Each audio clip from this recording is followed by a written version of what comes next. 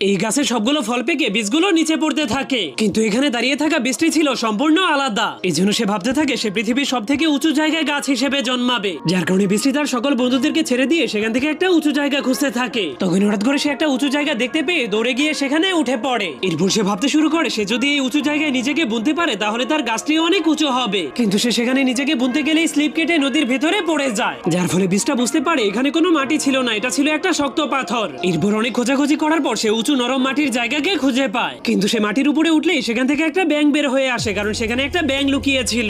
এরপর বৃষ্টি সেখান থেকে অনেক উঁচু একটা পাহাড়ের উপরে উঠে যায়, আর লাফ মেরে মাটির ভেতরে ঢুকতে গেলেই দেখতে পায় সেখানে কোনো মাটি নেই, পুরোটাই হলো একটা ইঁদুরের গর্ত। তখন ইঁদুরটা গর্ত থেকে বের হয়ে বীজটাকে একটা ধমক দিলেই বীজটা ভয় পেয়ে সেখান থেকে দৌড় মেরে দেয়, আর এক জায়গায় দাঁড়িয়ে ভাবতে শুরু করে তার ভাগ্যটাই খারাপ। কিন্তু কিছুক্ষণ পর হঠাৎ করে সেখানে বৃষ্টি নামতে শুরু করে দেয়, আর ধীরে ধীরে বৃষ্টি অনেক জোরে নামতে শুরু করলে বীজটা সেখান থেকে আশ্রয় খুঁজতে শুরু করে, কিন্তু সে কোথাও আশ্রয় খুঁজে পাচ্ছে